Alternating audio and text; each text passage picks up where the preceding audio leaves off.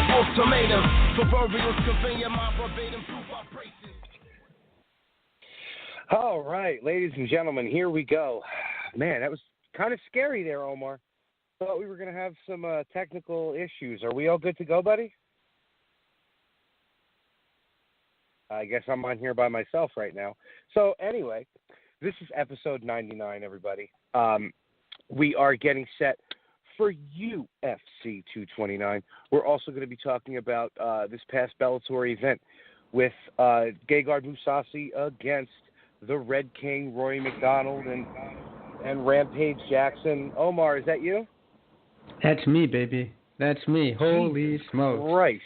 Oh, my Lord. Apparently today, Blog Talk Radio does not like Google Chrome.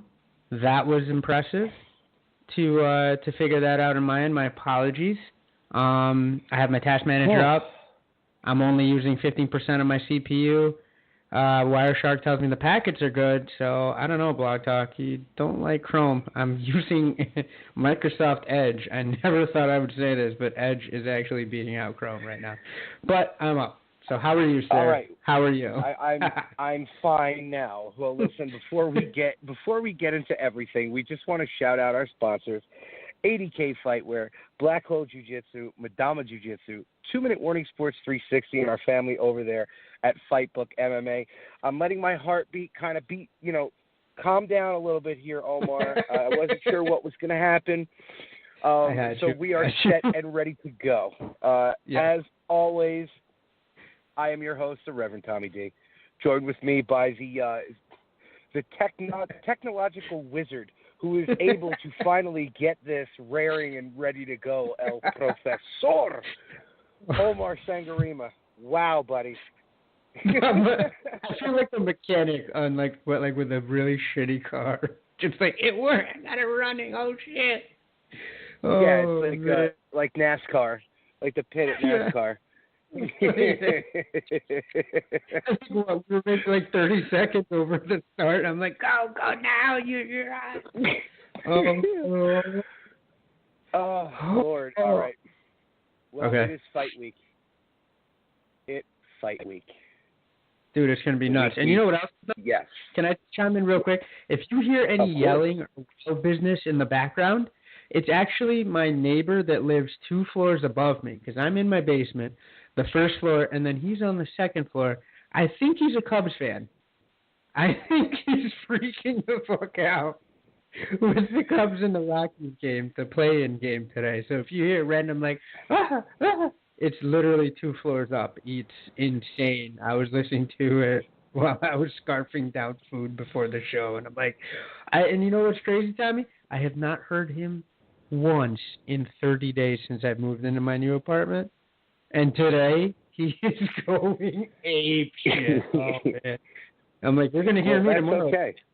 The Yankees and the exactly. A's. Oh, boy. Exactly. Oh. Sorry. Yes. Well, like I said, it is fight week. Khabib Nurmagomedov against Conor McGregor. We also are going to have Tony Ferguson, Anthony Pettis, Ovince St. Preux, Dominic Reyes. Isn't he a baseball player?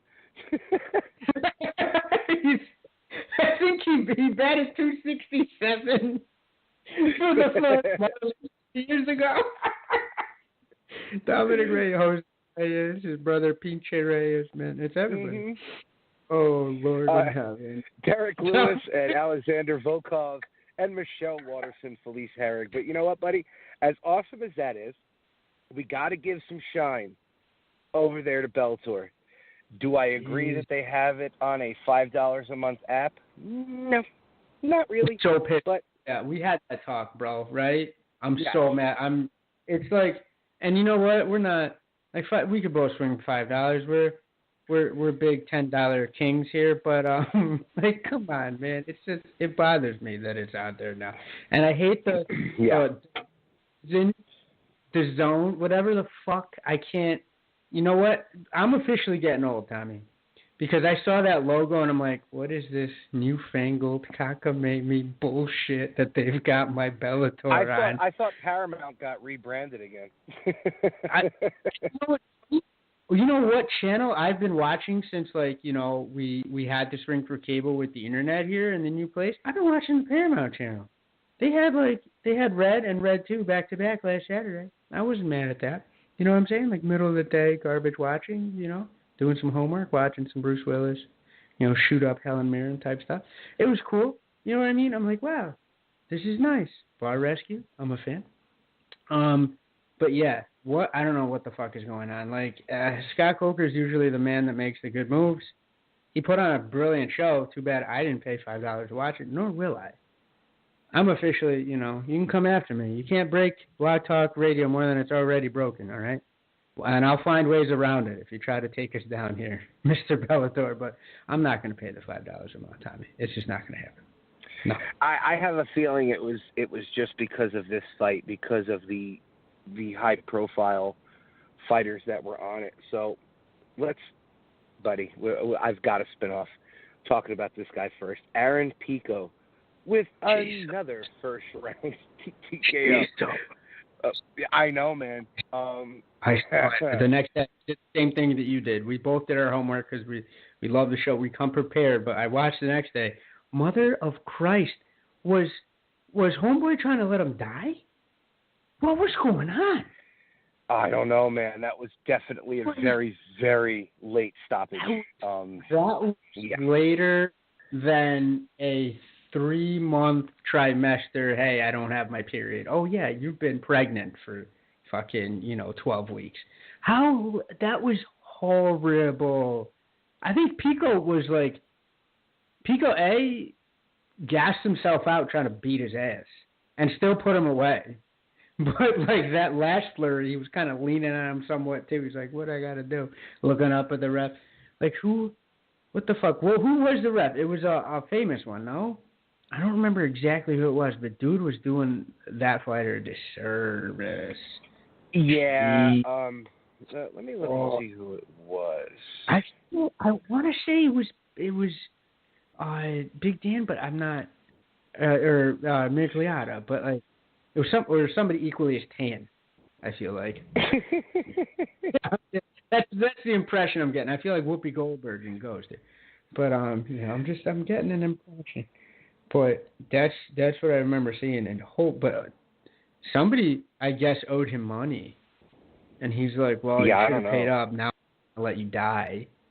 Because Pico did his damnedest to try to kill him, Yeah, it was brutal. You know what I mean? It was really, really brutal.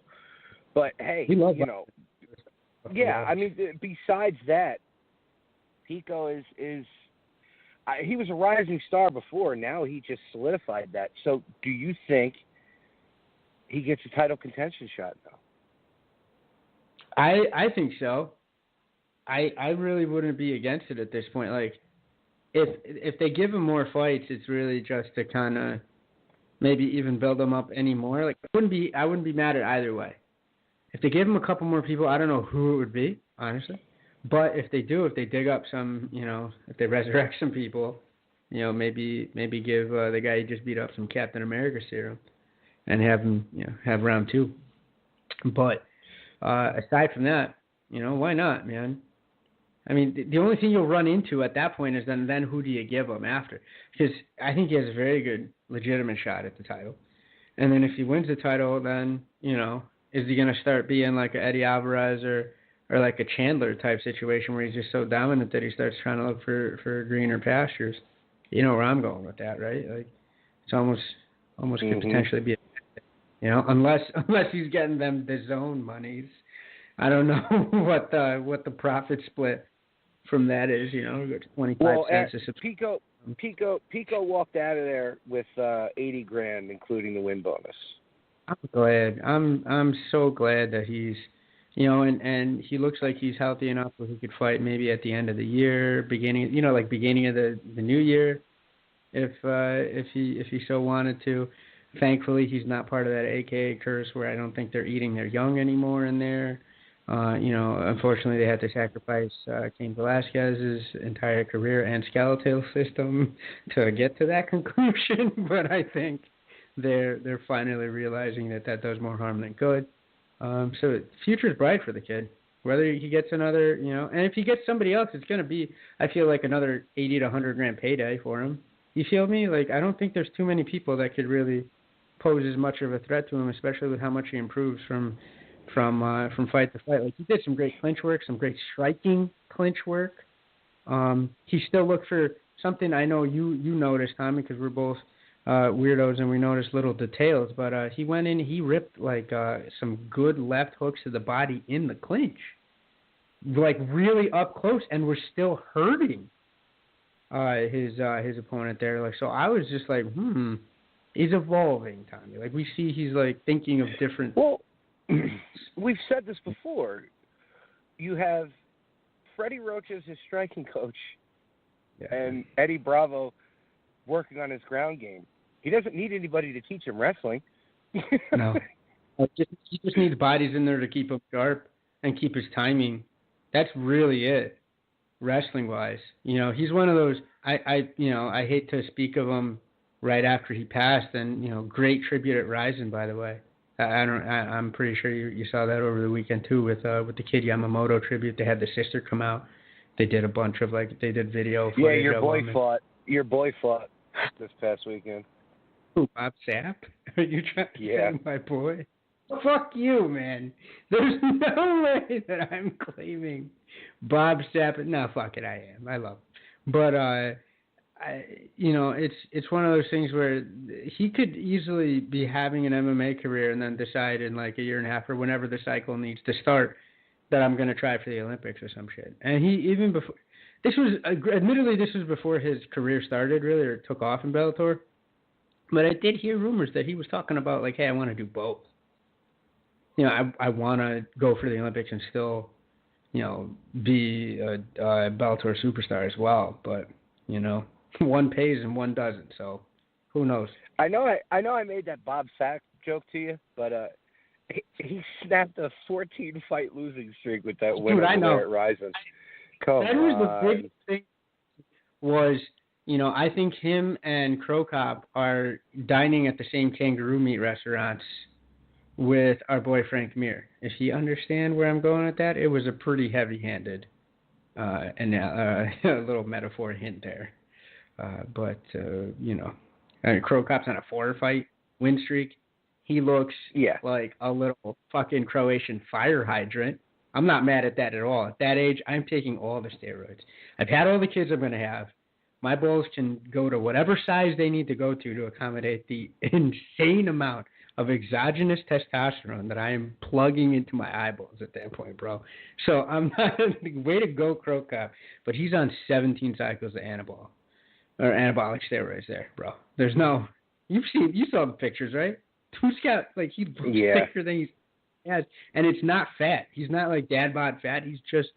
He looks like a fucking evolved form. There is absolutely nothing wrong with dad bod fat. Everybody who's out there, if you're listening and you have a dad bod, I have one too. I love it. I don't care. But if I had the choice to, take 17 cycles of steroids and look like Crow Cop, you can sign me up twice. I'll take 34 cycles, and grow 6 toes and lose a nut. But Crow Cop looked fucking amazing. He's beating up whoever the hell he's beating up over there. But at least he's winning and doing the damn thing, Yeah. All right. Well, let's get back on track to Bellator. So back on Aaron Pico. They kind of have to give him somebody up at the top, like at the tippy top now. They have to. Just because his name is getting really out there now. I'm sure eyeballs from other organizations are eyeing him up right now. So, he is a rising star to the to not the casual fan. He's a rising star to everybody who's watching constantly. So, at this point, it's time for Aaron Pico, I think, maybe get a number one contender spot. He's an exciting fighter, and if he can keep knocking guys out in the first and second round, that's kind of what Bellator wants. It's kind of what Bellator needs, especially in that division.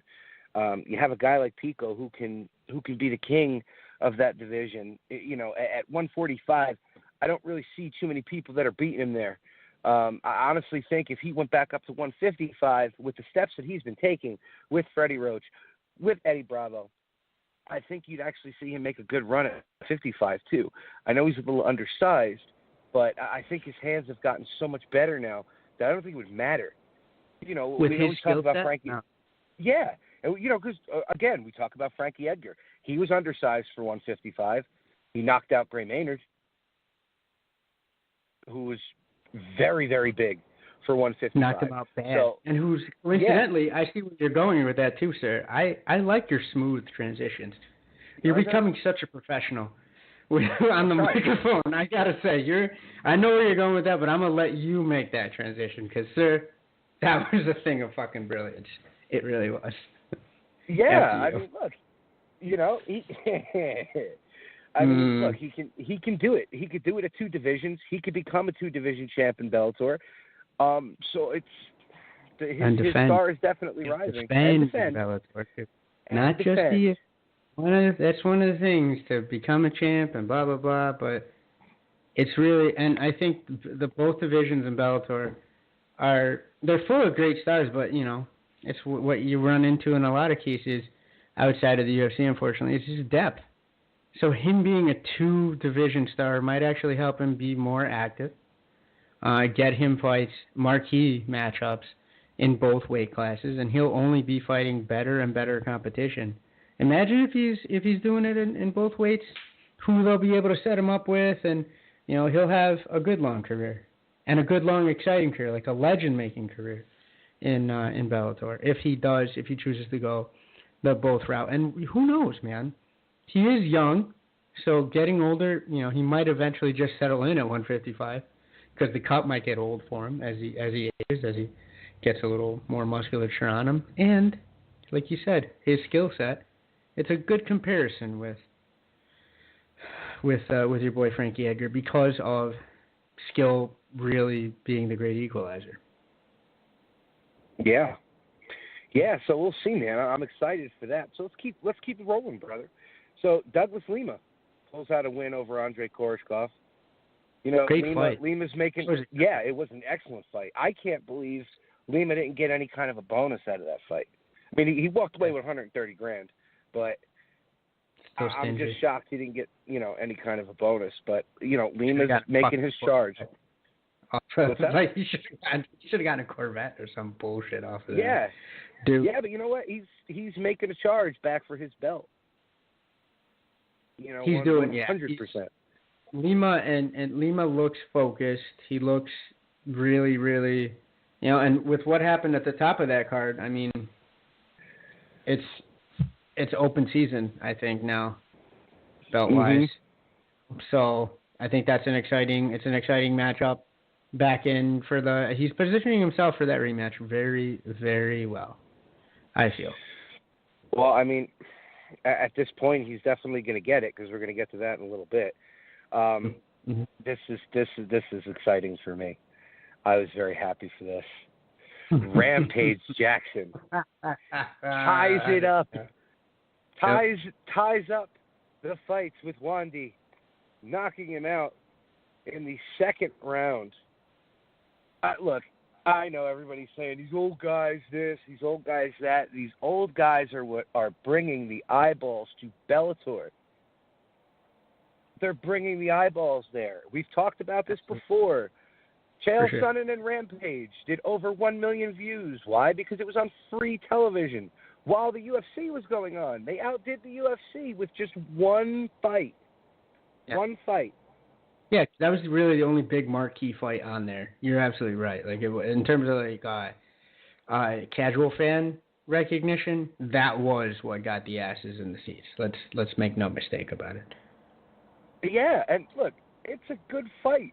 They look good. They really did. I mean, is Wandy a little past it? Maybe. Do we get a fifth fight, you know, as a final decider? I hope so. Me too. Yeah, it's one of those where like they're both old as shit, but you know what? They have enough left in the tank where I don't think it's like it dangerous. Vanderlei Silva has been talking that crazy mess the same way since, so it's not like I think it's brain damage. I think it's just that's Vanderlei Silva. He's not. He's always been talking like, he just crawled out of a fucking cave, and he's got a heart of gold, and I love him to death. But he's never, you're not going to mistake him for a fucking attending neurosurgeon. Johns Hopkins University teaching hospital. And Rampage is fucking Rampage. Like, some people are born of this, and he's there. So, yeah. Other people, I'd be like, have him stop fighting, please. It's tough. I don't want to see brain damage. Blah, blah. No. I'm totally okay with seeing fight number 5. And I know Scott Coker's definitely going to make it happen. Fuck him. He's got do you know what the best part about these 4 fights between these two guys are? They all ended with a stoppage. All of them. And a early stoppage. All 4 of them so far were just brazen stoppages. That's what you want. That's what you want. They were great fights. I'll never forget. I'll never forget that one stoppage with fucking Rampage hanging on that bottom rope and the blood pouring out of just giant gashes on his foot.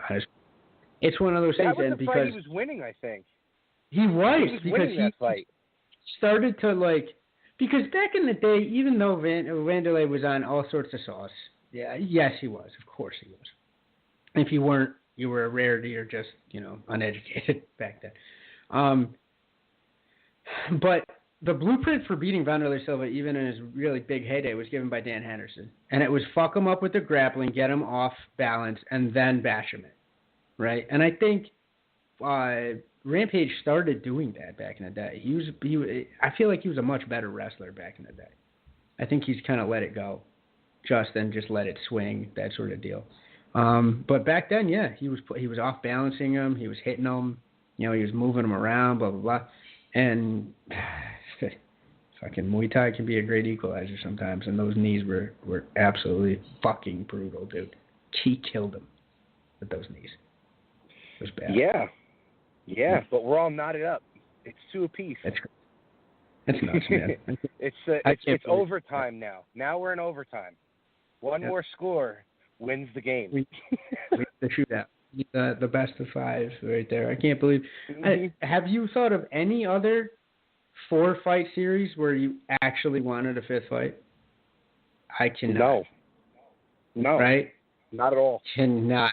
In the history of our beloved sport, there's never been a situation where A, a 5th fight happened, first off, and B, you actually wanted it to. It wasn't just like what I think should happen. I think Scott Coker should loan the 2 of them out to Ryzen for a little payday and have their final fight in Japan against each other and then retire. Oh, and you know what they should be allowed to do? All the steroids. Soccer kicks for sure. I like where your head's at there. But also, all the steroids they can possibly get their hands on. You're trying to tell me you don't think Vanderlei is on anything? Look, no. I know this has nothing to do with Vanderlei and Rampage, but for sure. Vitor is tweeting out, hinting a return and coming to Bellator. We've seen what Vitor looks like now. I got what you're throwing down. I think it's like the thin sheen of a testing program. It's what did Chael Sonnen said it best. It's intelligence. It's what the UFC used to be. It's what the UFC it's an used IQ to be. test. Isn't that how he puts it? It's not a drug test. It's a fucking IQ. It's he doesn't say fucking to it. It's a freaking IQ test. I'm like, good call. So yeah, in Ryzen, it's even more so. I feel as though in Ryzen they hand you a bag of the choicest good, and say, have at it. You put this one in your eyeball, you boof this one, you put this one on the tip of your dick, and then you inject this one into your ass, and you turn into the Incredible Hulk for about 15 minutes. I cannot wait. Both of them, man. I just think they should be loaned out to Ryzen, and their final fight, it should be in Japan, where it started for the 2 of them. You know what I mean? Like where that rivalry started. There's a backstory with it. Bellator could even do a co-promotion. Japanese fans would go absolutely apeshit because they love them some Vanderlei Silva, and of them some Rampage Jackson. Yeah, but let Bellator do a co-promotion. Bellator versus Ryzen with the headliner Rampage Jackson versus Wanderlei Silva, the final fight. Both of them are going to retire that night. Wanderlei come out to his old school techno music, and Rampage come out to the Pride scene. Yeah, dude, that would be. I'd probably shed a man tear at that point. I would. Yeah, I would. Yeah. I would be like, oh shit, this is pretty emotional. Well, just think about how crazy the Japanese fans went when Rampage fought Bader over there, and he came out to the Pride scene. It was nuts. He got obliterated in that fight. Look how crazy they get with Crow Cop. They love them some Crow Cop over there. He's still got wild amounts of pull, dude. You know what I'm saying? And imagine what Rampage will do. The two of them, definitely book it. That's a brilliant idea, Tommy. I know. Yeah. It's they just come flying out every once in a while. Yet I'm not employed by any MMA organizations. I just don't get it. Not. Keep the faith. Are you kidding me? With the rabbit we both just pulled out of a hat at the beginning of the show. Anything is possible. I really feel like. I guess so. Anything is possible. I feel like Kevin Garnett, except I'm not an asshole. But I do think that La La tastes like Cheerios. I agree about that. Okay. Honey Nut Cheerio. All right. Well, let's round the Bellator card out with the opportunity for Rory to become the champ. And hey, look, Mousasi was on top of his game. He came out there on a mission, and he took out the Red King in the second round in amazing fashion. What did you think of that fight? I think that first of all, it was his chance to become a legend for Rory. I agree with you there. But I think Mousasi, there's a very real and distinct blueprint to beating Gegard Mousasi. And you just have to be able to out-grapple the fuck out of him. You have to. That's really, for me, or you got to be Vitor Belfort on every steroid on the book. And maybe or get a flash KO like Uriah Hall. Yeah, some wild business where, lightning in a bottle and all that. But in terms of, hey, do I got to hit a home run or do I got to hit a bunch of singles? Which one will beat him? The singles will actually beat him. It's going to be boring as shit. Mousasi never fights with a sense of urgency, it seems like, and that's a plus for him with maybe being able to go into deep waters. That's just his style. I don't know what it is, but God bless him, and it works for him. I'm not taking anything away. He won. But if you're not going to come to a Gegard Mousasi party with that to-do list, you're going to have a long night, or a short night, as it were. And that's what happened with Rory McDonald. Rory's great at a lot of things, but I think GSP beats Mousasi. I think a fucking a bigger Tyron Woodley beats Mousasi. At 185, fuck it. I think Khabib beats Mousasi. We can jump around. But what do these all guys have in common? It's just that game plan of I'm going to stick to you like a bad suit, be all over you like a bad suit, I should say, and make it a terrible, terrible fight. Am I happy that this didn't happen? Of course. It would have been great to see Rory keep ascending, because he's been doing some pretty wild things. I give him credit for stepping up in competition while being a reigning champion. I don't think that's something we would have seen UFC even let happen. It just seemed like, hey, Rory? Yeah, I don't think. Even if, say, like Rory was in the same position, he was a 170-pound champion, and, it was everything being equal except it's in the UFC's corner or in the UFC's octagon, wouldn't have happened. Or if it did happen, it would have happened once it was past its expiration date. Because unless you're John Jones or a Brock Lesnar or some wild draw like that, you're not getting these jump-the-line sort of fights. So I don't think you would have happened. It was a perfect storm. I'm glad it happened because we got to see Mousasi put a fucking beating on Rory, but again, it's weird because if you look at his record, he's what, like 50 or 40 something and like 6. He's got an absurd. He's got a ton of fights. So he's the pro's pro. He's a fighter's fighter. But again, unless you come with that game plan, Mousasi's gonna fuck you up. Even he's gonna out-grapple you if you don't have that stifling wrestling. If you try to go jiu-jitsu for jiu-jitsu, he'll fucking kill you. You know, and if you try to mess around with him on the feet, unless, again, like you said, unless you clip him or have some wild flash, you know, a Kuma Street Fighter 2 type power, you're not gonna have a good day. You know, but again, is this the best thing that could have happened to Bellator? Absolutely not. I'm positive Scott Coker, if he'd had his way, he would have had Rory win. You know, because fuck it. What was the most newsworthy thing I saw out of Mousasi during the lead up to the fight?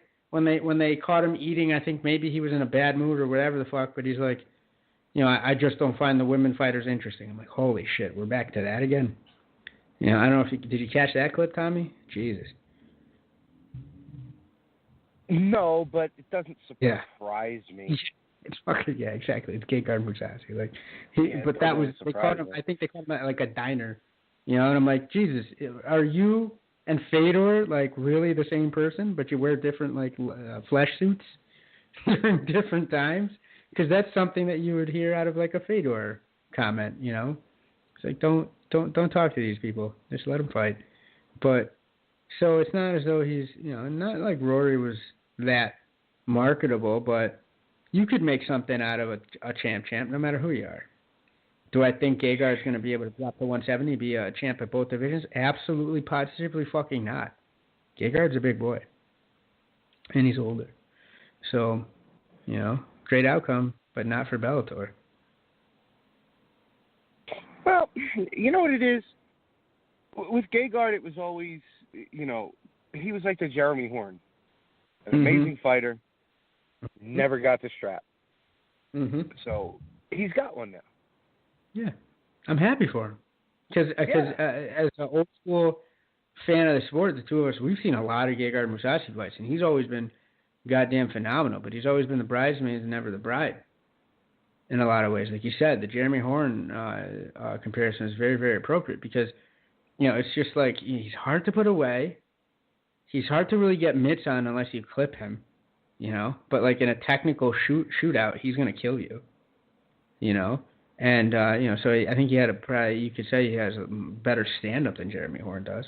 But on the ground, you know, he's competent enough with the jiu-jitsu to catch you in some bad spots. You leave a neck or an arm out there, he's going to get you.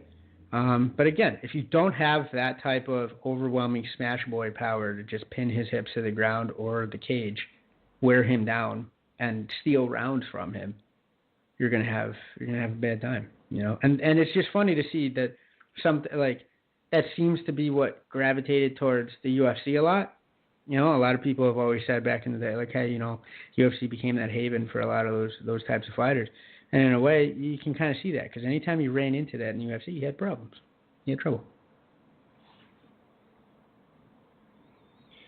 Yeah, you know, with Mousasi, it always depends on which Gegard you get when he comes in the cage. You know what I mean?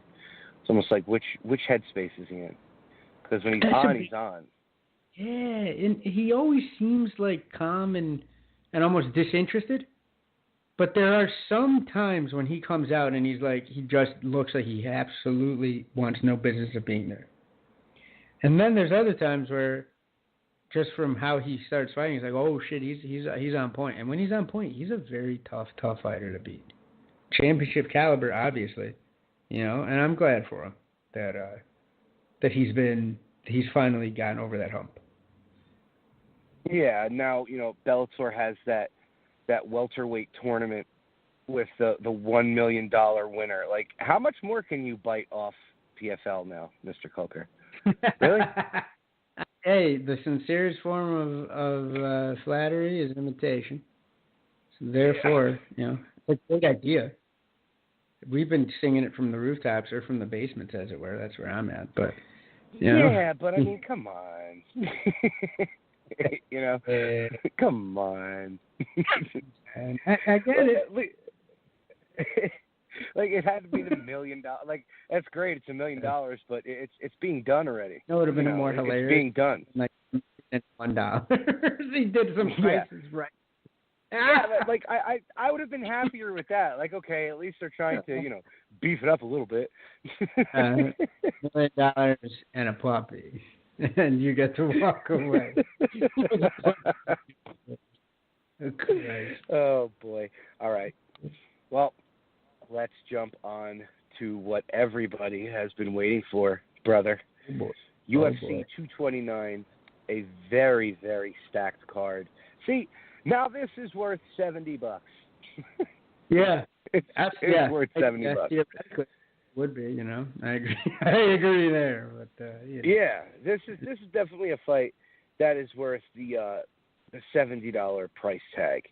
So let's jump on with the first one. Felice Herrig getting a big name with Michelle Waterson.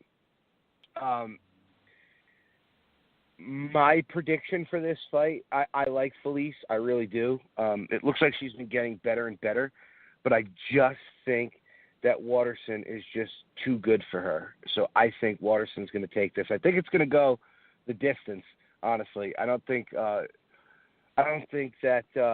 Felice is going to go without a fight. I know Waterson's really good on the ground, but I think this is going to go the full 3, and Michelle's going to get a unanimous.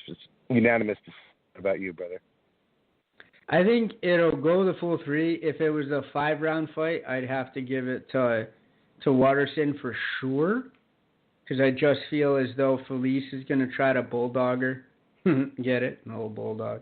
And I just keep seeing shades of her previous fights, like clips in my mind, where she just bum rushes you, puts you up against the cage, punches you a bunch of times, tries to take you down. Like she fights that very intelligent fight at this point. I think she had that somewhat breakdown during one of the press conferences where, remember she said, I'm not pretty, I'm not this, I'm not that, that's why I'm not getting the push, and I'm getting older, and I give my life to this.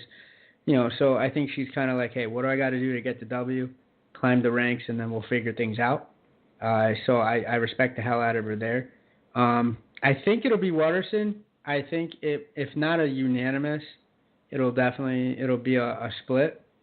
But unfortunately, what I really, really predict is I don't see it being an exciting fight. I think with what Waterson's going to try to do, and then what Herrig is going to try to do to get the W, I don't think Herrig might come out and try to club her a couple of times to see if she can maybe test that chin. And Waterson's a tough girl. But Herrig hits hard relatively for that division. She's got she's got really, really good power in her hands for 115 pounds. She's shredded. I didn't want to go there, but yeah, she's got fucking delts for days. So she's got some upper body strength that she could be doing some work there. And you're absolutely right, Tommy. So I could see her coming out and trying to do a little bit of, hey, let's put this away early type stuff. But then as the rounds go on, I think, she puts her weight on her, makes her carry her around, tries to play the bully, and picks an ankle, 30 seconds left. You get me? And then rinse and repeat for 2 to 3 rounds. She tries to do that at least. Do I think it'll work? I'm giving Waterson the nod because I just think she'll probably be able to be a little busier. But we're going to see a lot of I'm circling off the cage, I'm circling around you. Felice is going to try to, club it, let it go. But I hope I'm wrong, but I just see a stinker of a fight, bro, with this, potentially. Yeah. I mean, the implications for this, could be pretty big for whoever wins. You know what I mean? For sure. Yeah. So, I mean, maybe we're wrong. Maybe it just comes out and it's a banger for, at least two rounds. Maybe the first round, the feeling out process, and then the second and third round, they both just go balls to the wall. I don't know, but we never know, right? That's why they fight them, right? That's why it happens. I guess. You might have hit on why it'll suck, though. You know where I'm headed. Like, it's good. It means a lot for both of them. Yeah, and they both know they're in those spots where they're 8 and 9. I'm looking on the UFC website, and it's whoever wins this. Like, the 115 is pretty wide open. So, like, if you win, you know, you're definitely getting a fight against the top 5 at that point, right? What are they going to do? They're going to boost you to maybe 7, maybe 8. In Felice's case, if Michelle wins, and depending on how she wins, she gets boosted to maybe 6, 5, then, you know, you're a hop, skip, and a jump away. You're a bad weight cut for a contender away from, you know, or a sinus infection away from being called up and fighting for the strap. So, yeah, this fight, I hope not, but you're right, Tommy. I feel like they're both going to be tight because of what it means to their careers. And they're both in weird spots. Yeah. Because they both had ups and downs, you know, in their past few fights. You know, not either of them is immune to, you know, losing and really losing a lot of ground in the division. Yeah, well, you know what? We'll find out. I'm really keeping my fingers crossed that it's going to be an exciting fight to spark off the night. So let's go on to the second one. We got the big boys, the heavyweights. The Black Beast is coming back after that dreadful fight that he had with Francis Ngannou going up against Alexander Volkov. Well, buddy, I do like the Black Beast. He is a great follow on social media. He's very witty. He's hysterical. I just don't see him coming out against the Russian. I think Volkov's going to knock him out. What about you?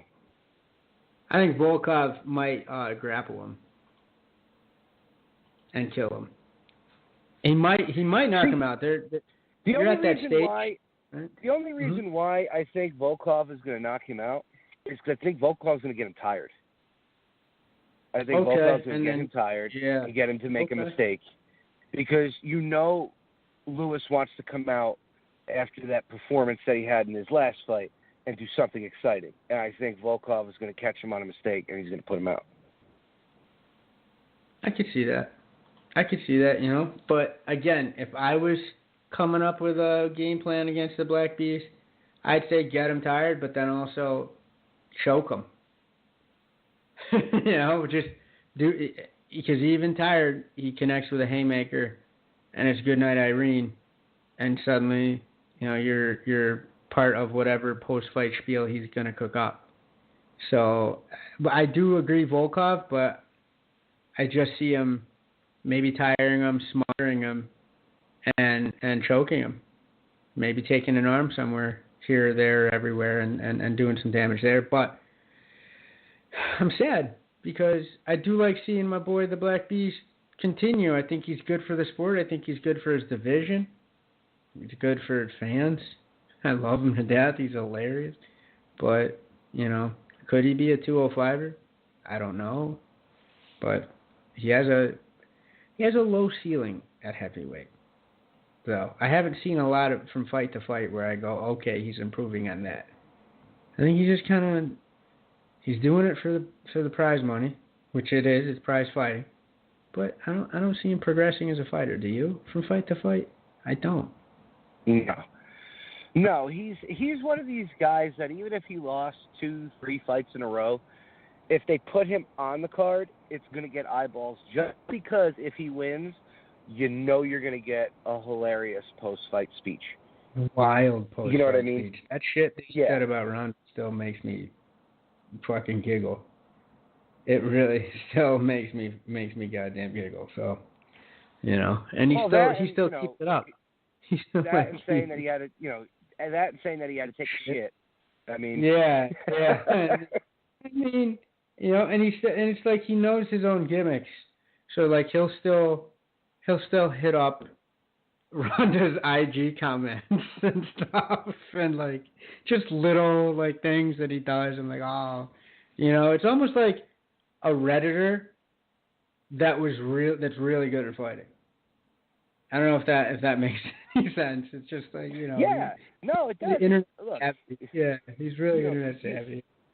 You had Angela Magana getting a whole bunch of fights just because she was showing her ass on Instagram. She, you know what I mean? Yeah. Who? So, somebody like Derek Lewis who can actually win fights should have no problem getting fights even after, consecutive losses. Dana's not cutting him loose anytime soon unless Derek Lewis just doesn't want to be there anymore.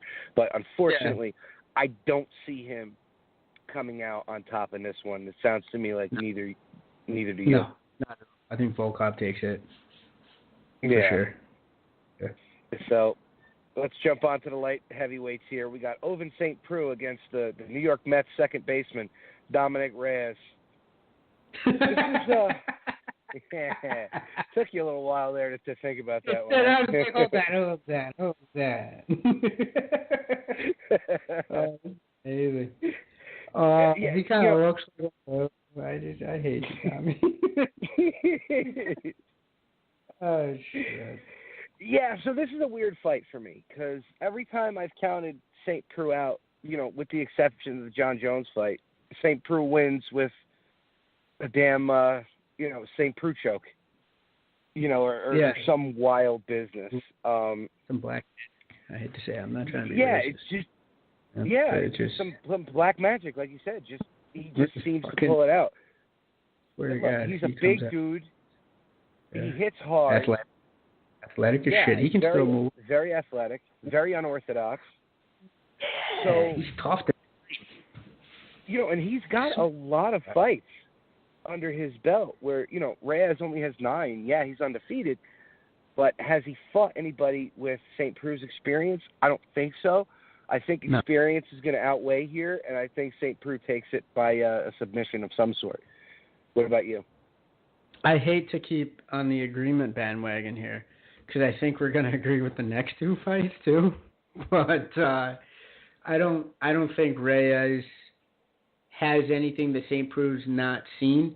I mean, at the end of the day, if you're a pro fighter, if you can say, I went a long time with John Jones and I made John Jones somewhat look bad, that's enough to hang your hat on when you're feeling like those weird pangs of self-doubt that you might not want to keep doing this fucking fight business, right?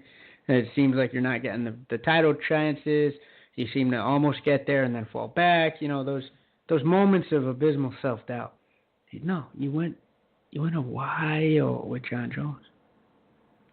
So I think when you're comparing game plans and when you're looking at opponents, honestly, Tommy, what the fuck is going to make you nervous after you've been in there with John Jones for that long in the fight game? Looking ridiculous, right? Slipping on a banana peel or shitting your pants or, catching a cold one and getting knocked out, maybe, right? You don't want to look like a herb. But aside from that, Tommy, what's Dominic Reyes got that Ovince has not seen? Nothing that I know of.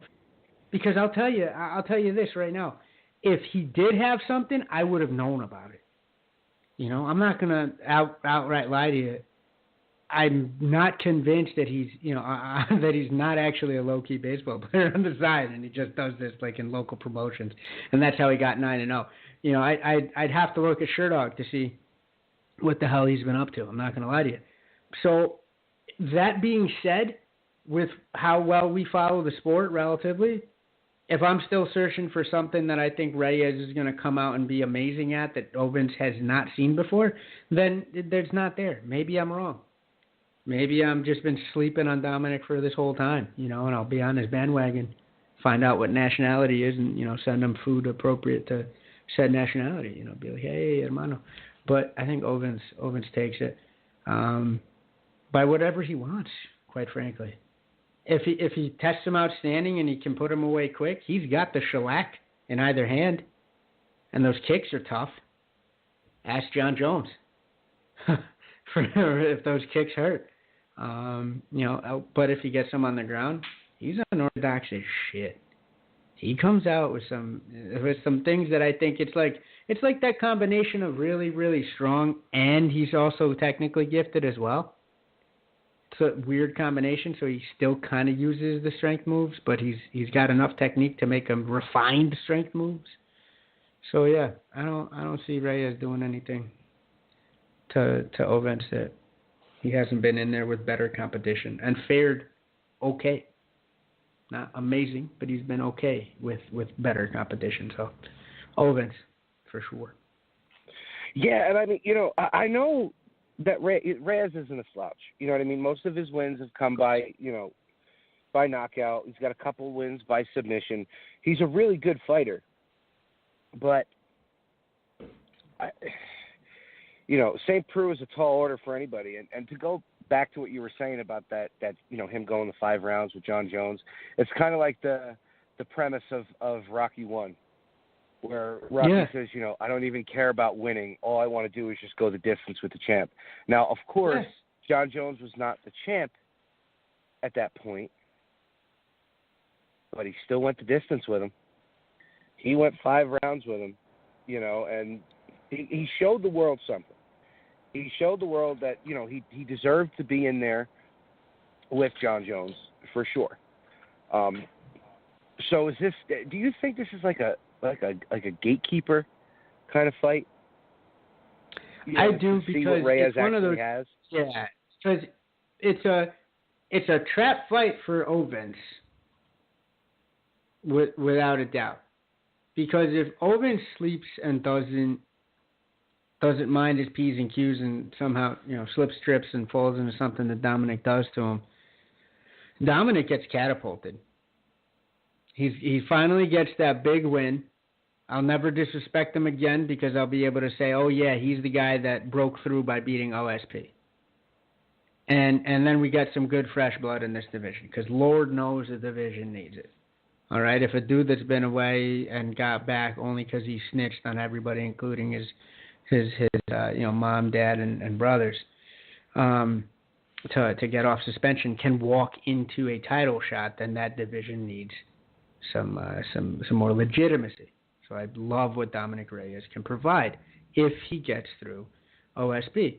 OSP beats Dominic. Are we honestly? And again, no disrespect. I love all the fighters here. I respect them, but who gives a fuck? Honestly, unless he does some wild shit, are we gonna remember this fight if OSP wins? No. It doesn't help OSP's anything if he wins this fight, except of course it keeps that train going forward, right? OSP can't lose this fight. I'm not saying it's a trap fight and it doesn't matter. No. If OSP loses, then he pulls an OSP, which is the only inkling of doubt that I have in my mind that he won't completely win. You see where I'm going with this? Because OSP pulls an OSP sometimes. And it's like, if there's anything that I have a knock on him for, sometimes he loses fights that he should very well fucking destroy people. In my opinion, if you go 5 rounds with John Jones, even if it's John Jones, negative 2.0, where it's like he was still getting his feet back under him, who knows if it was the sauce, who knows if it was just, he was sitting there with the ghost of Rick James, getting his dick sucked and snorting coke. I don't know. But anybody that goes that far with John Jones should be able to really run through anybody else that's not named John Jones. I just don't understand it. But OSP sometimes pulls an OSP, so Dominic might be the perfect guy to, if OSP doesn't get up out of bed in the morning and go, I must beat him to continue my sweet, sweet career, then yeah. I cheated and I looked up on SureDog who Dominic Reyes has beaten, and he's on a 3-fight win streak in the UFC, but not wild names that I would say, hey, okay, this guy is legit business. Jared Cannonier, Jeremy Kimball, and Joaquin Christensen. All tough guys, I bet, and he did beat them with finishes, all 3 of them. 2 of them with TKOs and 1 of them with a rear naked choke. But, bro, it's a trap fight for OSP, if anything. And you're right, it's a gatekeeping situation. Because OSP beats him, okay, what does he do? Does he rise in the rankings? I know the rankings are a little bit ridiculous, but what does it do for his career? It keeps him treading water. Are they going to throw OSP in with one of the wild people at the top of the division if he beats Dominic Reyes? Only thing that would happen is if he beats him with another fucking OSP choke or just starches him in the first 40 seconds. But, bro, what has he got to gain from this fight? Yeah, I don't know. I mean, look, we're talking about the people they beat. I mean, hell, Ovince St. Preux has some pretty impressive names on his resume that he beat. You know, Tyson Pedro, Yushin Okami, you know, Corey Anderson, Rafael Cavalcante, Pat Cummings, Shogun. You know, that's just naming a few. He's got some big wins on his resume. That means that a division, lot. At least I think so. In that division, that is a wild resume. Because it's one of the thinner divisions on the roster for the UFC. It has been for a little while. So with that, he really should be, I think, not ranked higher because, again, it's like he pulls an OSP. He'll get two together and then he'll drop one. Everybody's like, and then he'll get another, you know, rub some wins together against some good opponents. I'm not knocking the guy. But I'm just saying, man, it's like he can't, you know, we very well could have seen his only title shot against John Jones that he's ever going to get in his career.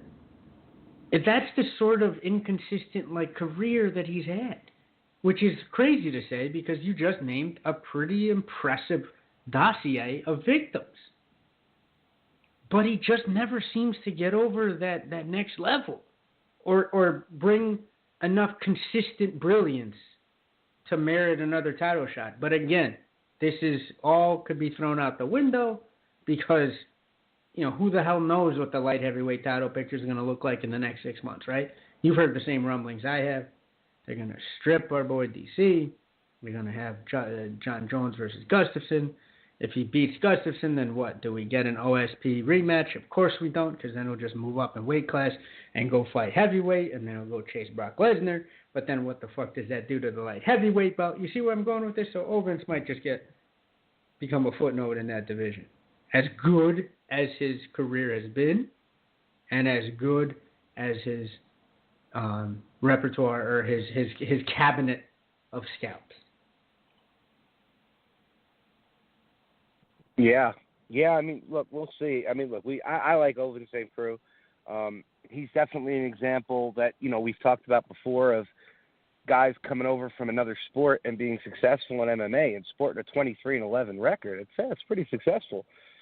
You know, you can't just judge success by championships. Sometimes it just doesn't happen that way. You know, it just some of these guys just don't. And we've talked about it with Jeremy Horn, one of the greatest fighters in MMA history to never win a belt. You know. Yeah. So I can't just judge it by championships. You know what I mean? Yeah. Can't just judge it by that. No. And like you said, does this fight do anything for him if he wins? I mean, not really. Probably it just sets him up with another fight. Maybe they give him someone ranked a little bit higher. Because as stale as it is, you know, he's not fresh blood, but he's a name. You know, maybe they run the Corey Anderson fight back again. You know, since that ended a little bit faster than a lot of people had anticipated. Corey's on a run right now. You know, light heavyweight is kind of locked up for the most part with some matches. So maybe they run that again. Who knows? You know, the UFC does what the UFC wants to do. The UFC is going to UFC. So matchmaking makes no sense to us, and there's no point in even trying to figure it the hell out. The UFC is good. That's the quote of the evening, Tommy. The UFC is going to UFC. It's true. I don't know what the hell is going to go on, man. I really don't. But you know what I do know right now? You know what I do know? I know we got ourselves a caller. We got a caller, brother. I'm going to bring him on. I don't know who it is. You want to roll the dice, or you want me to screen him first? Let's roll the dice. Let's roll it's the a Tuesday, dice. All right? Fuck it. It's October. It's a spooky month anyway. Who do we got on the line here? You just rolled a 7, motherfucker. It's Kareem Oh, the Dream. shit! It's Kareem! Oh, shit! He joins us. He's back. Yes! He's What's up, back. brother? Yes, I am. What's up, man? Thank you so much. You too. I managed to duck out without getting locked into a crazy extended shift, and here I am, towing the company line, putting in the work. Thank you, sir. All right. Yeah, wait, you know what? Kareem always calls in just at the right time of the podcast. Absolutely.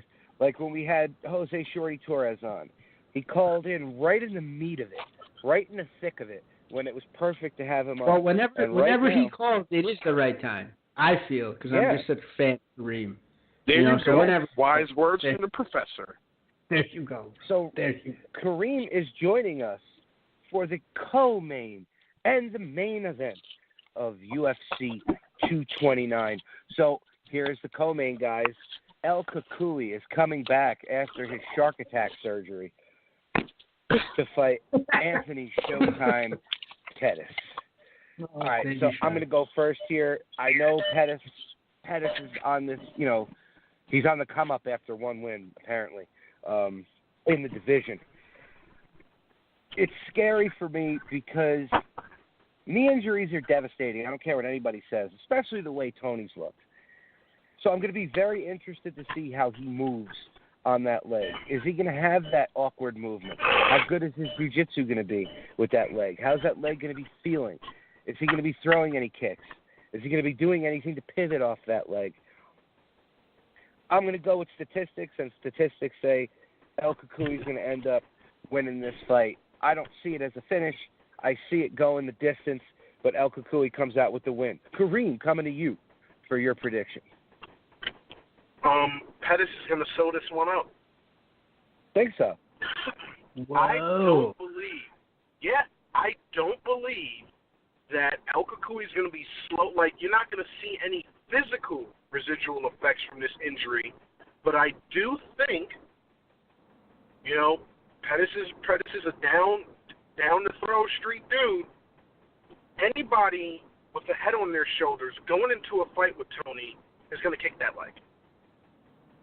They're 100% going to kick that leg unless Pettis, fucking ate a handful of retard pills before he steps into the octagon. He's going to kick that leg. He's 100% going to kick that leg.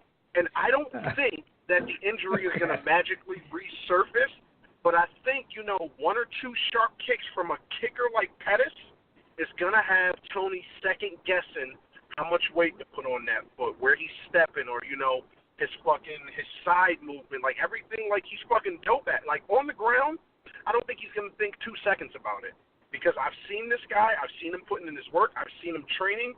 He doesn't look like a dude that just injured that leg the way he did, but that's him by himself working his routines. When he's in there with Pettis, I think it's going to be an issue mentally for him, not like hindering him out, but you're going to see some second guessing as far as that leg is concerned and how he's moving on it and what he's doing with it, and Pettis is going to capitalize. And even if Tony just bulldogs his way through that, we're going to see Pettis win at least a majority decision.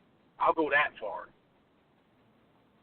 Well, Kareem, you said that Pettis is always down to fight, and he is, unless the opponent is Khabib Nurmagomedov on short notice for the belt. I knew you were going to pull that one out of the ass. Let's get it all the way straight. He got approached. They were talking about the fight. He threw out a dollar amount. The UFC didn't want to give him that dollar amount, so he said, "Fuck you." His career is back on an upswing. He believes he has a worth attached to his name, and he wasn't going to take that fight on short notice without getting that dollar amount. That's all it was. It was a number. They couldn't agree on a number. They tried to back him down. He's like, "No. You give me this dollar amount, I'll step in there right now." They didn't want to give it to him, so he's like, "Nah, I'm good." Omar, what's your thought on that? I think that nobody, aside from, people that have access to senzu beans, can return from an injury like that and ever be the same fighter ever again. All right? I thought you were going to go that route, and when you said go with statistics and go with this and go with that, El Kukui is officially how old? Right? Doesn't matter. Don't have to pull it up because he's Mexican. You can add 17 years to that. We don't know. All right? We don't officially know. He's not Cuban. All right? So he could be, homeboy could be 900 for all we fucking know. Then he gets, I'm not a doctor, all right? But we've all seen enough of these injuries, right? And the surgeries and shit, and I'm a little sick. I have no ACL, so I've watched a lot of ACL surgeries and shit just to see how it would be done. Maybe I've scared myself away from getting it done. Fuck it, who knows? But one thing, I've never seen a goddamn scar like that, all right? It looks like he fought the fucking, who's that alligator dude that what is it, the lizard that fights, yeah, you know what I'm saying, with the one arm, and he fights Peter Parker sometimes, and like he doesn't have an arm, he grows the arm back, and he grows a big dick and a tail, fights him, gets fucked up, gets thrown down, because that's what I would grow. I'm sorry, if I'm a scientist, I'm growing a massive tomahawk tongue. But just, I've never seen that before. All right, it's fucking gruesome. It looks fake. Like what Kareem said, when you see him jumping around and all that shit, and Tommy and I have talked about this like last week too, I wince. I wince for him. When I see him do his jumps and his squats, and I'm doing this on a chair, I'm doing that on a chair, I'm like, oh my God. And when he's in there against somebody that can throw legs like Anthony Pettis, like Kareem said, you have to be radio to not kick the leg a couple times and see what the fuck is going on and see where we're going with this. And all it takes is a couple of kicks, and like Kareem said, suddenly he's putting weird weight on it. And you know what? With no ACL in my right knee, you know what knee hurts me the most right now? My fucking left knee. Because I walk differently. Exactly. Because I go upstairs differently. Just because I carry my weight differently. And that's just me being dad bod Sangarima.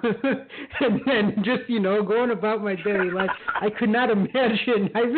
It's bad. I take stairs one at a time when I'm tired.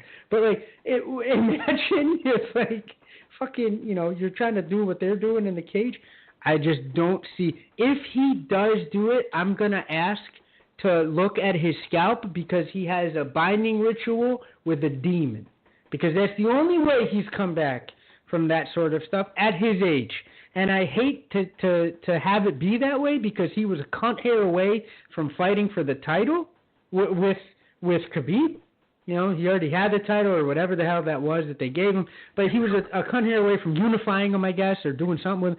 But he had that marquee matchup that I think would have broken him through, and Lord knows he needs marquee matchups, because he's not a personable gentleman on the mic. He can't cut a promo to save his life. All right, his 2 floppy ears look weirder than my 1.5 ear. There's not a lot going for him. He's got to be a great fighter in there. And I think if this injury has taken away that ability to be herky-jerky and weird, right, then it's done. We're going to see a post-apocalyptic Tony Ferguson. And I hate that, because he made the division very, very interesting.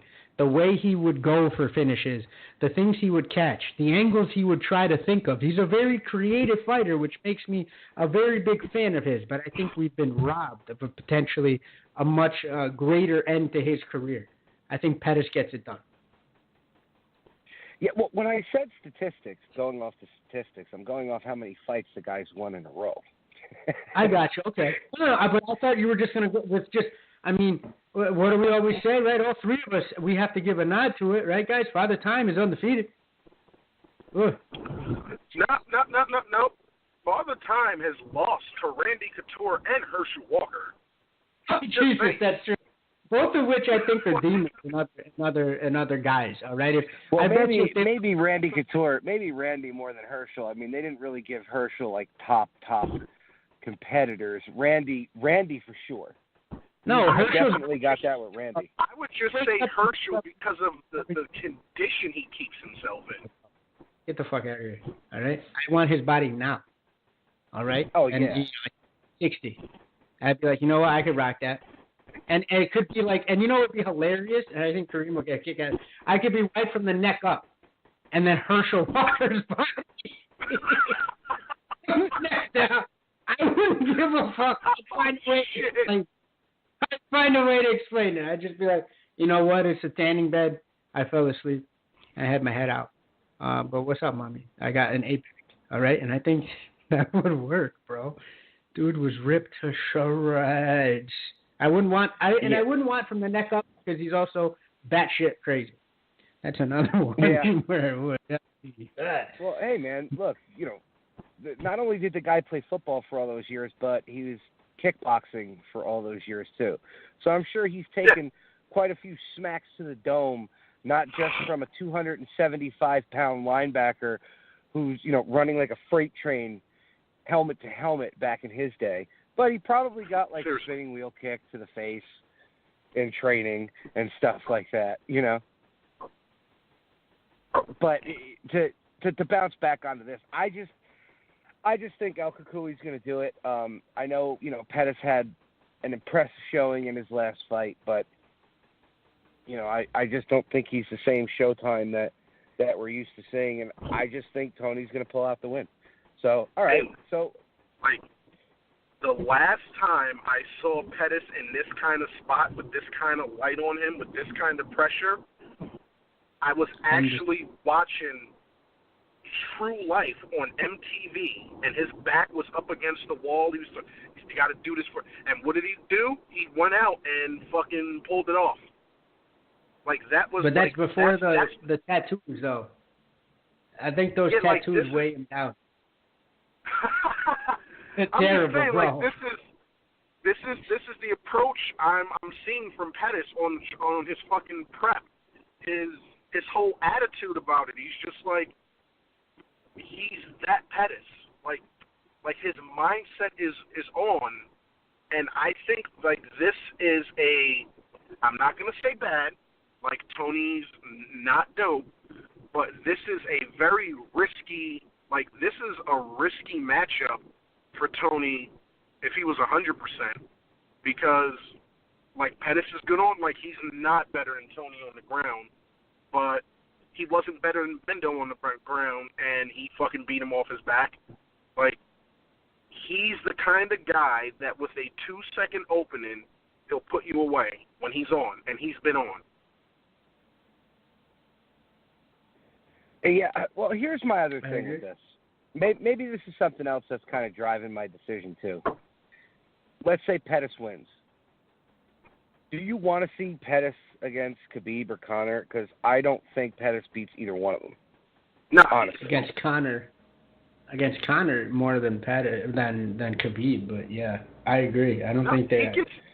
He gets obliterated by either one of those guys. Right now, the 155-pound division has two fucking monsters in it, and I don't, like, he's got two monsters in it. Tony's got a good shot on a good day at beating one or the other, and that's it. And you can't even really count on that. Those two guys sit at the top of the fucking pile, and everybody else has just got to wait for their turn to eat. So it doesn't matter, like, Tony had a good shot before this surgery. Now, he doesn't need to fight either one of them. Like, when Pettis wins, he should fucking fall back and really consider the direction his career is going to go in if he takes a fight with anybody coming out of that one. Yeah, I don't know. I mean, well, look, it all depends how we see how Tony does. If Tony is still even close to the old Tony, then a fight with Khabib or Conor is great, not just for the UFC, but for Tony. So, at least we can all agree that, Anthony's got no shot at either one of the two top dogs in the division. I'm glad we can at least agree to that. Yeah. I'm just, like, it's sad for me looking at it because it's like you said, if Tony's close is not going to get it done against either one of those guys. Tony had to beat Tony before this injury to have a chance, and even then, I would bet on the Eagle or Conor before Tony. Like, if Khabib was, like, stupid enough to, think, I'm just going to, fucking pressure this guy on the ground, like, get him on his back and pressure him on the ground, and then pound him out like he's good for doing, that's dumb against Tony. You would have to get Tony down and smash his fucking head like a grape immediately. Like, no drawn out shit, but that was Tony at 100%. The Tony that might walk into a fight against either one of them that's close to where he was, that's near where he was, that's, looking better after recovering, that guy loses the fight to both of them 9.9 times out of 10. And that other 0.1% is if either one of those guys pull out. Yeah, it's exciting. It's actually something to be excited about. That's not a championship fight. That's what I'm happy for. Because this is a it's a big fight for the both of them. Not just because of the would-be title implications for it, but what we're just talking about with Tony. If he comes back from that horrific friggin' injury that he just had, and puts on a show like he has how many fights in a row was it that he won? 16, 17 fights in a row? Yeah, something crazy. It was too many. It was more than 10, and it was just outrageous and absurd. And injuries are going to rob us of a truly great fighter. Yeah, so that's a lot on his shoulders. And then you look at Pettis, who's trying to make that one last career resurgence here. He went down to 145. It just did not even come close to working out for him there. He's back up at 155 where he's comfortable. He looks good, but what's the mileage like? You know what I mean? What's the head like? Kick the tires. Let's kick the tires and see what, man, it might be a car that spontaneously combusts into flames. Oh, no. Here's the problem we have. I think Pettis is fine at lightweight. Problem is, he can't beat the champ. He can't beat the current challenger. I think Tony's injury didn't rob us of a great fighter. What Tony's injury did was rob him of a chance to beat either one of the two men that will destroy his legacy. So if he can't beat any of them, he can go on, he can win some big fights, he can be entertaining, put on the show, but he can't beat those guys, and neither can Pettis. So the only thing that the injury has done was taken from us the opportunity to see something fantastic, like a show of a fight. He fights either one of them now, essentially with that leg. Again, whether or not it's physically affecting him outright or not, we're just waiting for Conor to kick the shit out of it like you've seen him do sometimes, that front leg kick, or we're waiting for Khabib to run through his legs like a fucking freight train. He's not going to be able to withstand like that. And like Khabib said, if I don't get a takedown, he said it doesn't matter if you stop the first one or the second one or the third. He was like, the point is I'm going to keep trying and you're going to go down. Tony can't fuck with that now. And that's the truth with some cheese on it. That is the truth with some cheese on it. All right, boys. Cheese. If we had some drums playing in the background right now, it would sound like the breakdown of Metallica's One that we're going to start talking about with this main event fight with the champ, the Eagle, Habib, Kalabib, whatever the hell you want to call him. I call him the fucking champ. Khabib Nurmagomedov against the former champ who got his snot box rocked in his last outing against Floyd Mayweather, Conor McGregor. It's been a long time coming, fellas. I know, Kareem, you weren't on the show last week. You were trying to call in. It was a little late. We had the big breakdown, talking about the whole thing.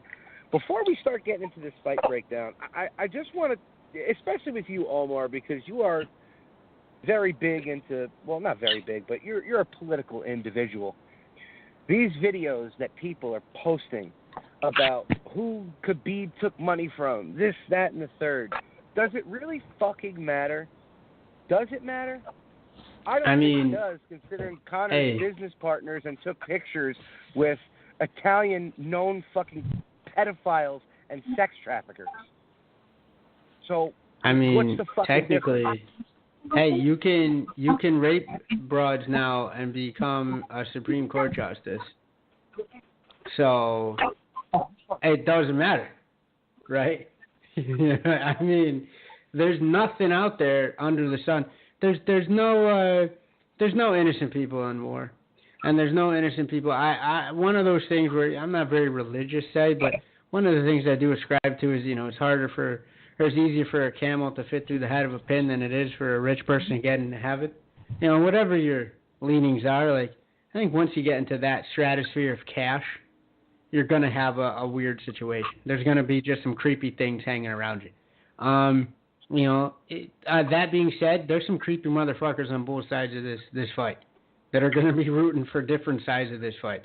I think we can't turn a blind eye towards any of the craziness that we saw. Didn't we see Frank Mir and Verdum hang out with a president of a country that's probably could go away for war crimes in another maybe 3 to 5 years? Like, yeah, and it's so and the same motherfucker puts on kind of exciting fight cards full of Russian animals and Eastern European weapons and knights fighting in full armor. So, bro, I don't think it really doesn't matter in that it cancels each other out.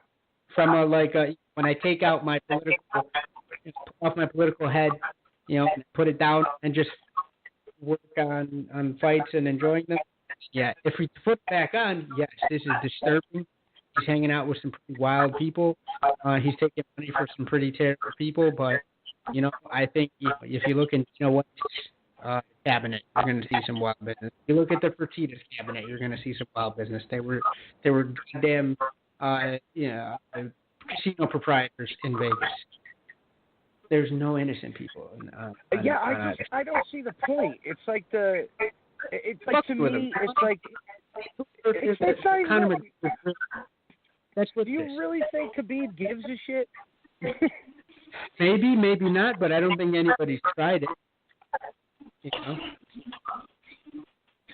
Yeah, I don't know. It's just like to me, it's like the Conor fans trying to, I don't know, like, like if Conor loses, well, look, you rooted for a guy that was, taking money from war criminals and this, that, and the third. It's like, come on, man. It's two guys that are fighting. That's all it is. There are no politics behind it. You know what I mean? It has nothing to do with the outside and the people who are giving them money. It's these two guys that are fighting in the cage. That's all that is supposed to matter. All that it's supposed to matter. And all these people that are sitting there doing these body language videos on the press conference, it's just like, come on. Come on. You're going to judge Khabib's body language?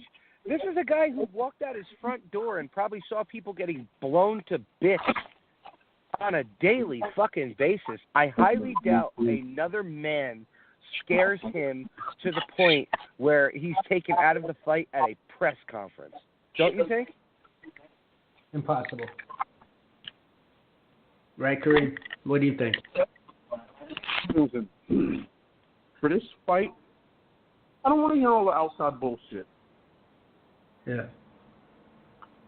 I'm not a fan of Khabib. I'm a fan of Conor. But let's call it, knowledge of the sport, of jits, of striking, let's be real. We got a guy with a really good chance to fucking smother and bash a guy half to death. And we got a guy with an equally as good a chance on the feet with fucking sending somebody's head into the rafters. That's what I want to see. I want to go in there and root for my guy in a fight that could go either way. I don't want to hear about this guy with the fucking Uncle Petty sex trafficker or this guy with the fucking war crimes, fucking representative trainer. But, leave all that shit outside, man. It's just two guys going in there. They're going to throw hands. If they want to talk about outside shit for this fight, what people should be talking about is the shitty supposed finger injury that Conor had wrapped for the faux press conference they showed up to. People should also be talking about how, because of respect, family, religion, if Khabib's father said, I want you to run through that fucking door head first, he's going to ask him how many times and he's going to fucking do it. His father might want him to retire after this fight. So if we see, whoever wins, whether it's Khabib or Conor, whatever we believe on other sides of the fence, forget all the outside bullshit. What people should be wondering is, whoever wins, I think it's going to be close enough that people are going to want to run it back. And how do you run it back if your champ's father is seriously considering telling his son to retire after this fight. And Khabib will do it if he tells him to. That is the only outside thing that people should be concerned about. Fuck Proper 12 whiskey. Fuck fucking kitty touchers. Fuck I've heard haters nothing. fucking... I've heard nothing but bad online about that whiskey. They say it tastes like absolute shit. Yeah, this is what I'm saying. What did you People are think? Focusing. Come on. Right, guys? Did either one of us have hopes that Proper 12 was going to be good whiskey? Come on, guys. Like, people are focusing on all of that shit, and they're totally getting through, like, how is it not front page, holy shit, what is the UFC or what is Conor or what is anyone going to do if Khabib retires after this fight? How is that not the thing that people are chomping at the bit about? Who gives a fuck about any of that other shit? If Conor knows somebody that's touching babies, I guarantee you that nigga's going to be touching babies after this fight. That's not going to change. Yeah. If Khabib's management, if they're tied into fucking terrorists, if they're cowards, if they're all this other shit that Conor's like, yo, read into it. This is what this guy does. If he's into that shit, he's going to be tied into it after this fight. Yeah, either way, right? But not on Ramadan. He'll be a saint during Ramadan. Yeah, exactly. Not on Ramadan. Yeah. But after this fight, Khabib may no longer be a fighter. Where's the focus on that shit? He could do that too. You're absolutely right, Kareem. Like, you're absolutely right. Like, his father would say that, and if he said, yeah, no, I'm not going to do it, there's nothing changing his mind. He's that serious. And honestly, if he does win this fight and turns around and retires at 27-0, I wouldn't be mad at it. Nah, if he wins this fight and retires, all respect due to him, to his beliefs and his love of his father, the regards he holds him in. If he wins this fight and retires, he really does become every bit the coward that Conor says he is. Because forget, winning a close fight where they go, run it back.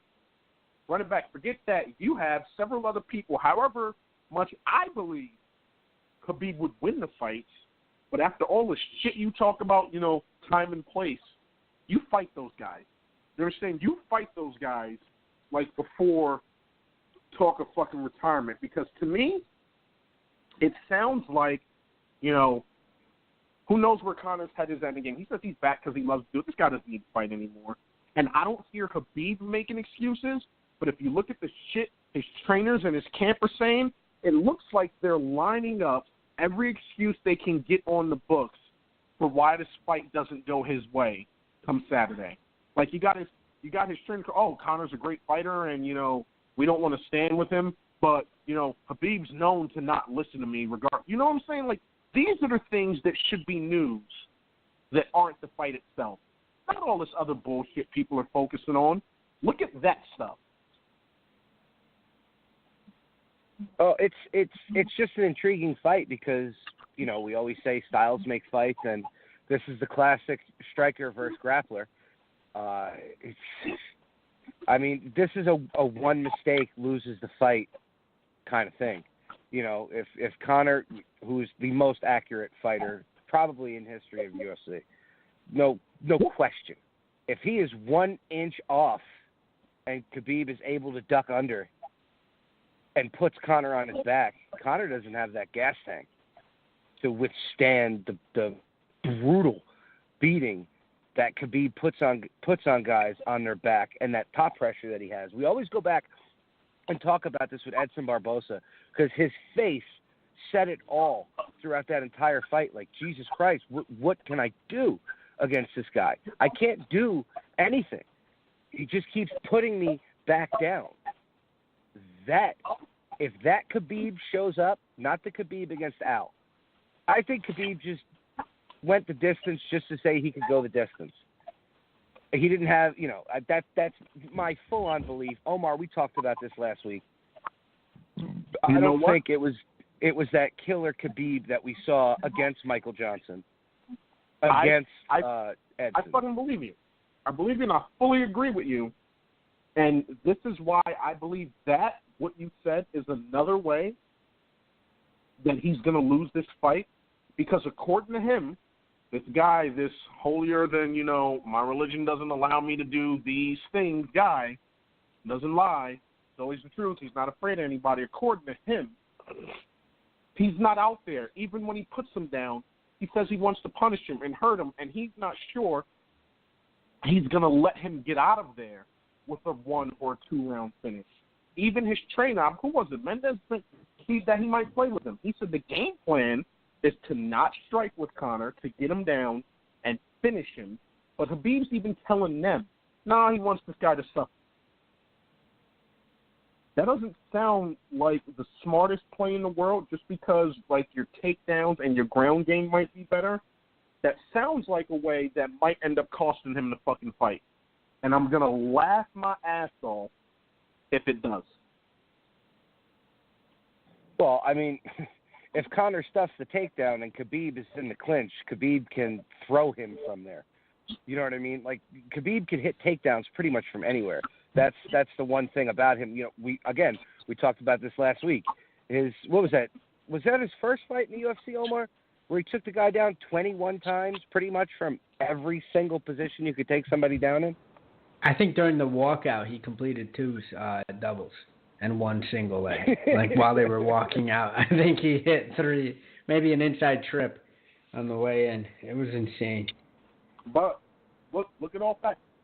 Look at his face when people who you can tell he believes shouldn't be able to stop even one of his takedowns.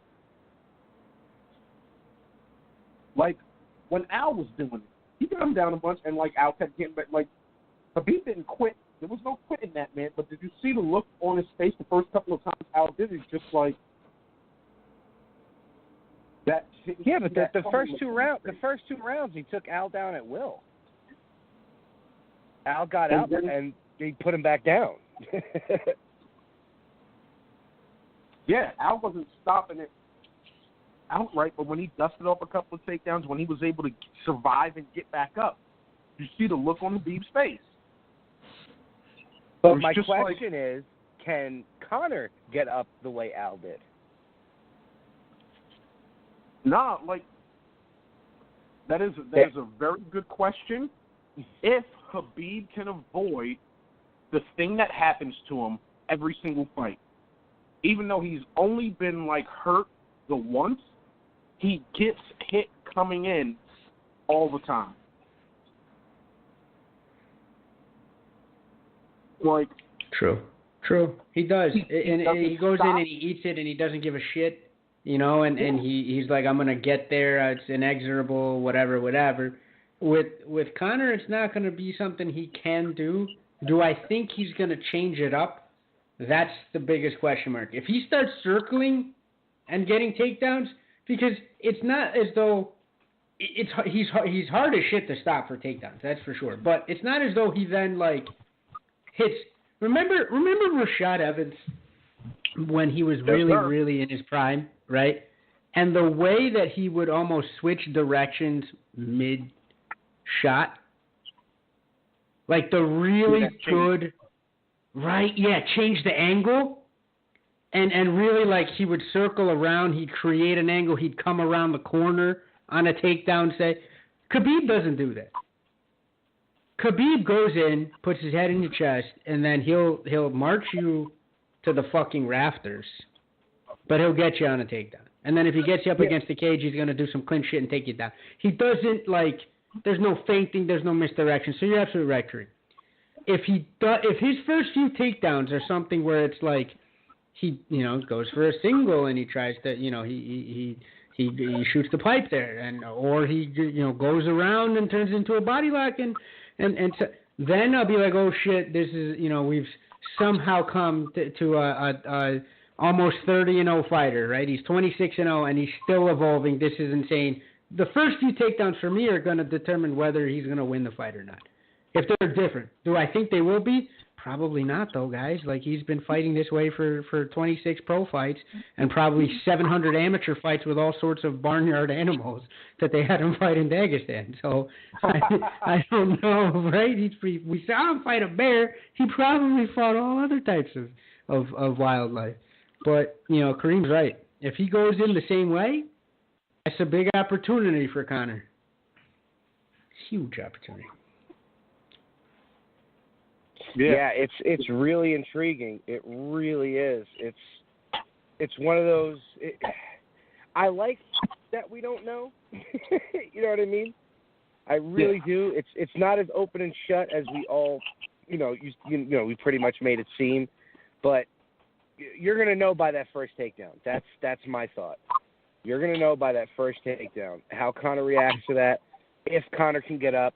Because if Khabib does to Conor what he did to Edson, it's going to be a long, long night. Because how accurate is he going to be when he's exhausted from trying to get Khabib off of him on the top? You know what I mean? Still accurate. What's that? I'm going to say still accurate.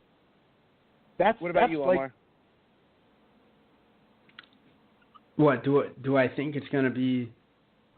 Is he going to still be as accurate as we know him to be if Khabib does to him what he did to Edson? Accurate, yes, but timing-wise, no. So it might be a wash. So at that point, accuracy means nothing. He'll still like throw, and he'll still probably put it where his head was, but I don't think he's going to have. He's not going to have the gas tank that he needs. So he's going to need to put this thing away quickly. I don't care what you say. We've seen him put in the work, but he did have some shitbag whiskey that he put out. He has other ventures.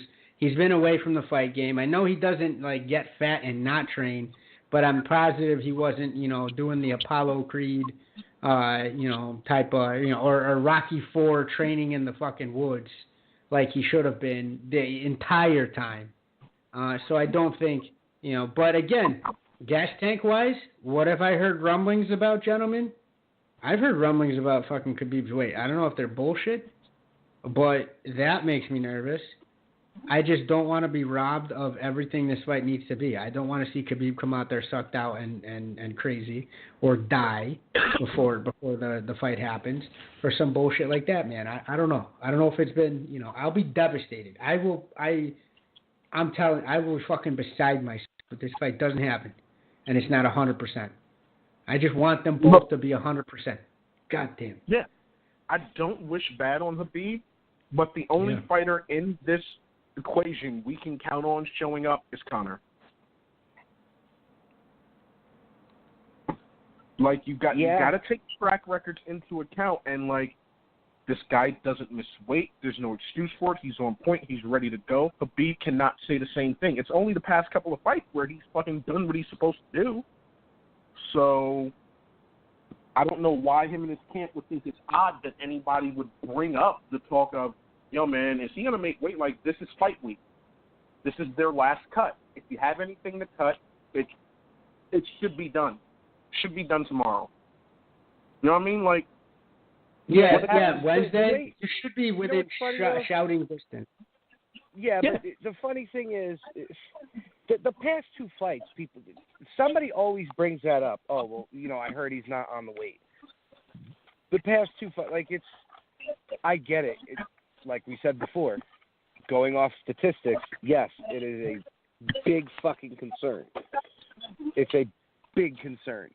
But I want to believe, because he's done it the past two fights, that he's been taking the weight cut serious. He did the right thing by hiring a nutritionist.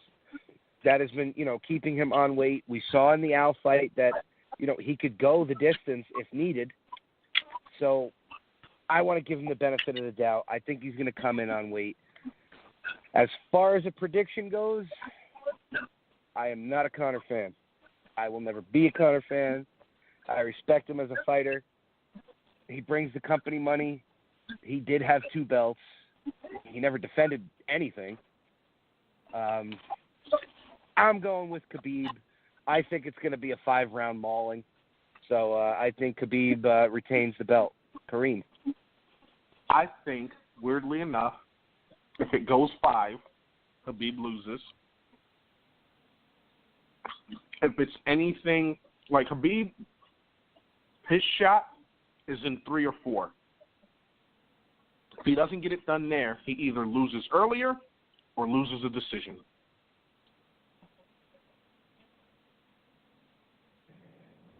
Really? Yeah. Okay. Because, look, when he went the distance with Al, he wasn't, like, exhausted. Takedowns didn't have the same stank on him.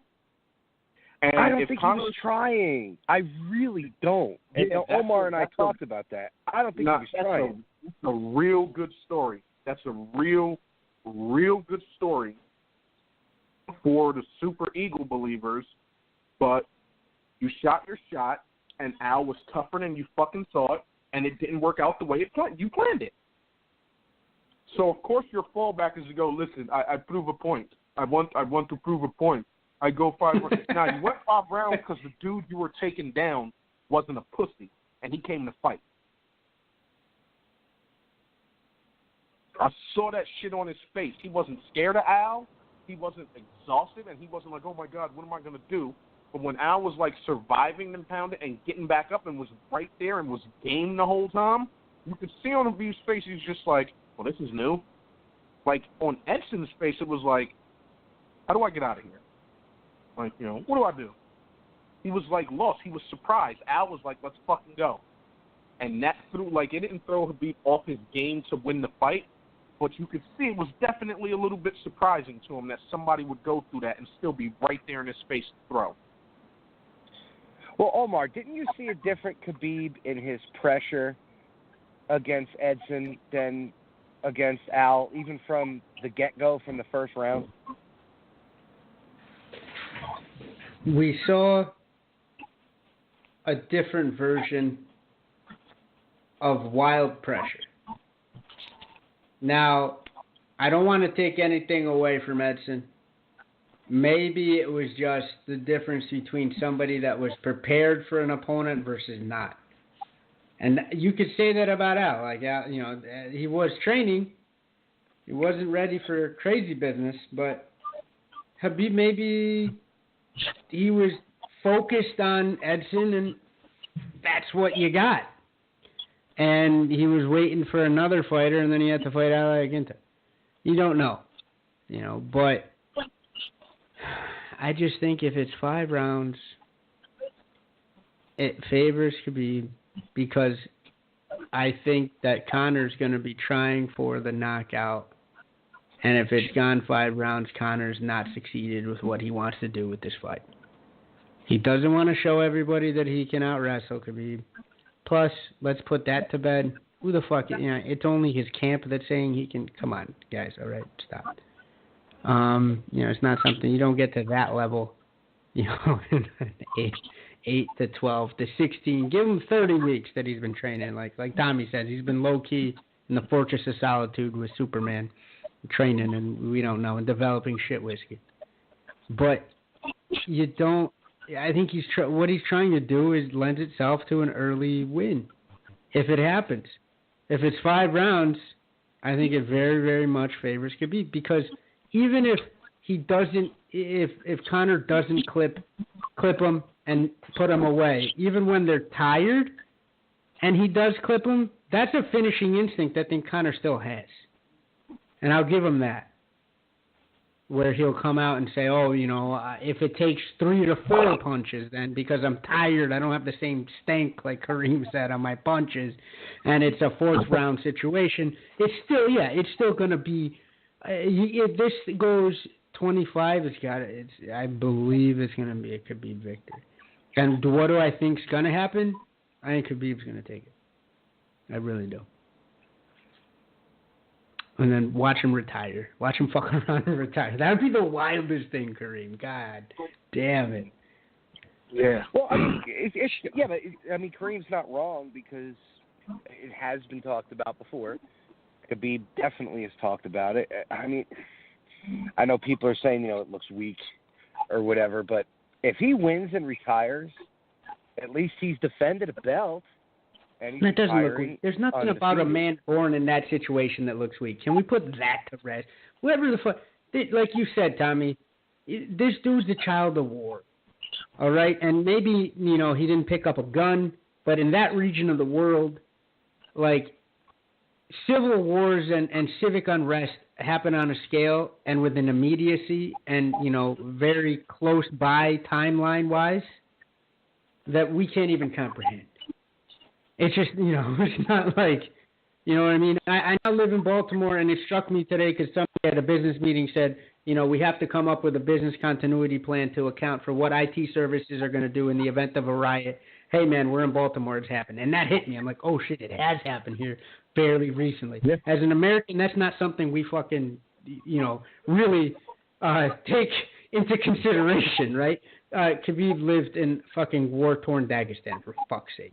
There's nothing weak about the man. He's the dude. It's just a different feel. So sorry, but no.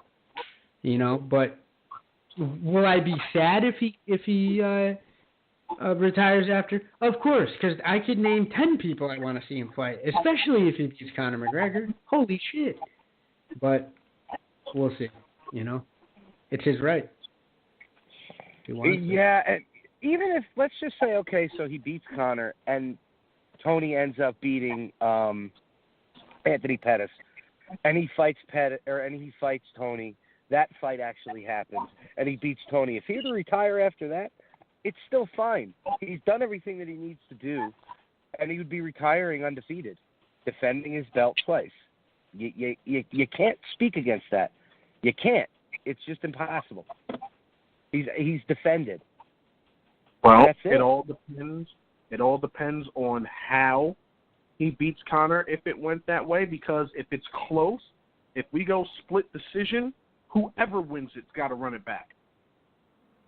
Because that could be a judge just sort weird. Like, this fight has to have a decisive finish. All the judges got to be like, yeah, this motherfucker lost or that motherfucker lost. Somebody's got to go night-night, like something. It can't be closely contested and then have that dude retire if he wins, because then, yes, you can question everything he's accomplished. Like, oh, you scraped by on a judge's decision against this guy we're supposed to just destroy and, rearrange his face, and now you're going to retire? Then he looks like a pussy. He beats him outright and retires. It'll be like, hey, there was a good chance that Tony at Perfect Out was going to beat you, and now he just beat Pettis, and he's healthy, and he's saying he could beat you, but you're going to retire. Then you look scared. You know what I'm saying? He's got to fight. He's got to fight them both. It's got to be a decisive Conor victory, and there can be no question about it, because if he doesn't and he retires, he's straight yellow face. He's pussy all day. He's food in the yard if he fucking retires off of a split decision or a majority decision victory over Conor. It's either unanimous and he fucking outclasses him, or he knocks him out, which is not going to happen. Put that out there. Well, folks, we're going to be finding out exactly what's going to happen this Saturday night on pay-per-view, UFC 229. Fellas, this was an amazing show. We're definitely going to wrap up now. Kareem, thank you so much for calling in this week. Guys, I am putting together an amazing 100th episode for our next show. I'm not going to spill the beans on air as to who it is, but my two hosts know who it is, and it's legendary. It's very legendary. So just a quick shout-out to our sponsors, 80K Fightwear, Black Hole Jiu-Jitsu, Madama Jiu-Jitsu, 2 Minute Warning Sports 360, and our family over there at Fightbook MMA. I am your host, the Reverend Tommy D, joined with me, as always, by our brother, Kareem the Dream. Kareem, you got any last words before we wrap up, brother? Yo, December 1st, Deontay Wilder, Gypsy King. Get that. Good call. Good call. That's right. That's right. And joined with me by our producer, our tech-savvy genius who saved the show at the beginning, El Professor Omar Sangarima. Brother, any final words? I'm excited for Saturday, and I'm glad we got the band back together to talk about it today, man. Beautiful as always. Yes. Yes. So, guys, keep your ear to the ground, especially you, Omar, for our 100th episode with our legendary guest, that Roberto, our brother over there at Fightbook MMA, helped me set up. The meme like I king said, himself. His meme game is evolved. Holy shit. Yes. Keep Yeah, watching our yeah. social media, because when it's finally all said and done and announced, we will be posting it on our social media every single day until the day of the show for our 100th episode celebration. So, guys, can't wait to enjoy the fights this weekend. I'm sure I'll be talking to you all. Guys, we are Pride Rules Podcast. Good night.